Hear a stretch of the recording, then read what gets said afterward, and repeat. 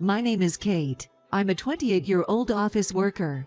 George, my husband, was my co-worker, and we married a year ago. We've been happily married since then. There were no issues between us, but my in-laws were troublesome. George has two older sisters and is the youngest and only son.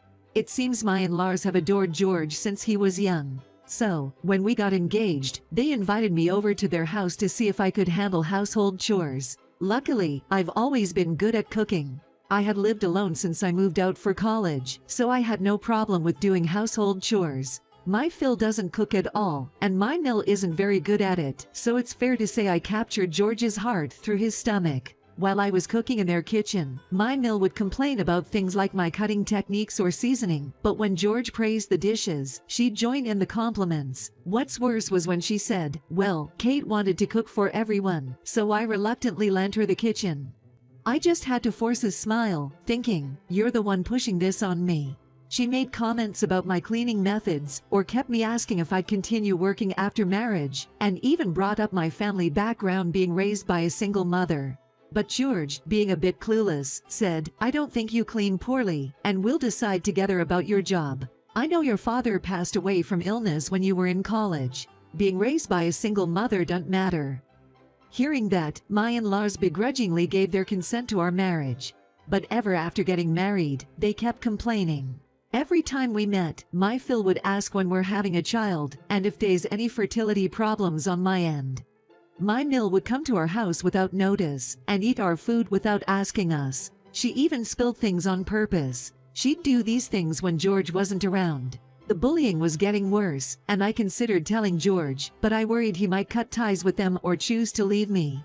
I didn't want to risk our relationship because of them, so I had kept quiet. George is suspecting that he probably wouldn't have noticed unless someone told him directly. Once my Nil came to our house, saying I was in the neighborhood and wanted to see Kate. He just believed her. And then he smiled and said, well, if you're done here, you should probably head home. We're about to have dinner. And gently ushered her out. I'll never forget the surprised look on her face as she left. She probably never expected her beloved son to send her away with a smile. I couldn't help but laugh. That's what our relationship looked like. One day, George came home from work and said, Olivia is getting married, and they're having a family dinner this weekend. Can you come with me? My oldest Sil was already married and moved out, but now it was the another Sil, Olivia's turn. Olivia is a nice person, and she still lived with her parents at that point. We both like the same actor and get excited talking about TV shows. But she didn't seem to get along well with her parents, so she often wasn't at home when I visited the in-laws' house. George doesn't know the details, but the dinner will be with my in-laws, oldest Sil and her husband, Olivia and her fiancé, and us, 8 in total. My Phil made a reservation at a fancy restaurant. I had never been to such a fancy restaurant, so I was excited when we arrived at the restaurant on the day. My in-laws had arrived first, and we went in the restaurant together. As I was about to follow George inside, my Nil stopped me. Kate, I left something in the car. Can you fetch it for me? She said that and handed me the car key. You'll understand once you get there, she said, and I headed to the parking lot. I didn't ask where it was parked, and I finally found it parked farthest away. When I opened the door, I found what seemed to be my Nil's purse. I thought she could have just said she forgot her wallet. Then, I saw a paper bag labeled for Olivia on the back seat. It looked like a photo album. She probably brought it to give to Olivia. Without any doubts, I decided to bring the paper bag and the wallet back to the restaurant. The moment I lifted the paper bag, I blurted out, wow, it's heavy. But if I hadn't brought it, my Nil would have got mad at me. I placed her wallet inside the paper bag and carried it. Perhaps this is why the car was parked in the farthest spot from the restaurant. Is this some kind of bullying again? I thought as I struggled to carry the heavy paper bag. I thought, why would they bully me on such an important day? I wondered if they thought I wouldn't stand up for myself or that they didn't want to treat me to a meal. Do you have a reservation? When I entered the restaurant with the paper bag, I was led to a small table. Excuse me, I believe we have a reservation for 8 people. The waiter said, they told me the family consists of 7 people, and you're just a driver and not related, so they asked me to make you seated separately. I was confused, and I asked the waiter to take me to the table where the family sat. When I arrived, George was not there. Actually, there were only my in-laws sitting there. My Mill then told the waiter, "Why did you bring a stranger? Our family is only 7 people." I noticed there were only 7 seats. Could this have been the plan all along? Holding the heavy paper bag, I sighed deeply. I no longer wanted to be involved with these people. I even considered divorcing George. Thinking that, I told my in-laws, "Please enjoy your last bit of bullying your DIL." I thought about leaving the restaurant, but I decided to at least greet Olivia. So, I headed back to the small table to sit alone. At that moment, my Mill raised her voice hamily. "Hey, that wallet is mine." She stormed over to me, slapped me, and snatched the wallet. The other customers started murmuring, and I panicked. The waiter seemed confused too. My Mill then said to the waiter, "She's a thief. Please call the police." Placing the wallet on top of the paper bag must have been a mistake. She probably intentionally left the wallet in the car and asked me to bring it to accuse me of stealing.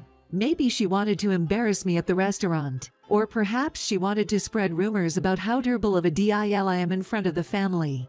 I couldn't bear it, so I spoke up for myself. "What are you talking about?" But my in-laws stood their ground. "What's wrong with calling a thief a thief? A DIL like you is an eyesore." With that, my Mill pushed me. I fell down, and the contents of the paper bag spilled on the floor.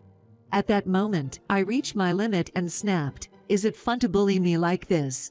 Then, my Mill said with a sly grin, "Bullying? That's a bad way to put it. We're just trying to educate you since you clearly didn't get any growing up in a single-mother household." Excuse me. I couldn't believe they were still talking to me like that at this point. Before George and I got married, he explained to them that my dad passed away from an illness when I was in college. My anger just kept growing. Do they want to justify their bullying by calling it education, acting as if they did nothing wrong? "Kate, are you okay?" Just as I mustered the courage to stand up and retort, I heard George's voice. Behind George were my oldest Sil and her husband, Olivia, and a man who seems to be her fiancé. I took George's hand to stand up, hurriedly trying to pick up Olivia's photo album. Then, Olivia rushed over. "Mom, why did you bring this?" As I explained the situation, Olivia looked appalled. "I'll take it when I leave the house. You brought it just to make Kate carry heavy stuff, didn't you?" I thought George and my Phil had already taken their seats in the restaurant, but George went to see Olivia and the others at the parking lot when they arrived. My Mill told George I had gone to the restroom, so he didn't suspect anything. When George went to the parking lot to see Olivia and the others and came back to the restaurant, he saw me arguing with my in-laws through the window, so they all hurried in. George asked his parents, "What's going on here? Have you always been bullying Kate?" Hearing this from their beloved son, the in-laws dodged the question. I intervened and began explaining. Apparently, it's not bullying. They called it re-education. They said I was raised poorly because I grew up in a single-mother household. They frequently summoned me to their house, making me clean and cook. My Phil constantly insults me, calling me a worthless DIL because I don't have a child yet. My Mill comes to our house without notice to criticize the ways I do my household chores. But I couldn't tell you. Before I could finish, George looked at me with concern. "Why didn't you tell me? You could have told me." My Sil chimed in. "Do you really think it's that easy for her to say? Right, she might have worried about straining the relationship or even leading to divorce issues." Their points were valid, and George nodded in agreement, then turned to me. "Kate, I'm sorry for not noticing. From now on, you don't have to deal with my parents anymore." And then George continued, "Sorry, Olivia. We're leaving." As I tried to walk away with George, my legs felt weak and I fell. I might have sprained when I fell earlier. Wearing high heels, which I don't usually do, was a bad choice. Just as I was thinking this, George lifted me up. "I need to take you to a hospital." He carried me like a princess. It was a little embarrassing, but my heart was pounding. I was diagnosed with a sprain at the hospital. It was not severe, but I was advised to rest for a while. George and I discussed our next steps. The next day, I visited my in-laws. They were taken aback and refused to let us in. From the entrance, I showed them my medical report. "This is the result of you pushing me. I'll be claiming compensation for this." And with that, my Mill gave a snort of laughter. A medical report. So what? Claiming compensation because you fell on your own. It sounds like a scam. Hearing her words, my Phil laughed. Well said. Their attitude fueled my anger. I'll also be demanding you for all the food and wine you took from our house without asking us, and the cleaning costs for the mess you made on our couch when you spilled your drink on purpose. When I presented an invoice summarizing everything up to now, my in-laws just laughed. Are you going to demand all of that? You're so greedy. Yay, you're such a nagging person. I just couldn't contain my anger anymore. What are you talking about? You committed assault and theft. Hearing this, my mill hit back. Assault and theft charges within a family circle. That sounds extreme, doesn't it? No matter what was said, I had no intention of backing down. I've been enduring because we're family. But not anymore, so I won't hold back. Huh? Are you saying you'll get a divorce? If so, get on with it. At that moment, my car's door opened. My in-laws were taken aback, and when they looked at the car, George was standing there. Why would we get a divorce? I'm just cutting ties with you two. We discussed this yesterday, and Kate agreed. They probably thought no one else was in my car. In front of George, my in-laws showed their true colors. What are you talking about? George's words made my Phil flustered. If George cut ties with you, I can sue you for assault and theft without hesitation. If you don't want that, just pay what we're asking. As George nodded, my in-laws turned pale. They frantically tried to apologize to me. Come on, let's discuss this calmly before making any decisions. Despite their desperate pleas, their actions were interrupted the next moment. Enough is enough. The person who stepped out of the car was Olivia. In fact, I had asked Olivia to be in the car as well. My sister couldn't come today because she's pregnant, but I'm here to speak on her behalf. My sister, George, and I are cutting ties with you two. You two have no common sense. For years, you've pushed household chores onto my sister and I just because we're women. And now that we're gone, you're pushing it onto your DIL. Olivia never did like how my mill always pushed household chores onto her while my mill's doing nothing. Apparently, my oldest Sil felt the same. She left the family home early because of it. She got married and was living happily. A few months ago, she found out she was pregnant, but she only told George and Olivia because she didn't want my in-laws to know about it. George, with a chuckle, said she mentioned she didn't want to introduce her baby to you guys because it's a girl. She didn't want her child to be treated like she was. My in-laws were getting very emotional, but when they met my gaze, for some reason, they blamed me. If you hadn't married George, none of this would have happened.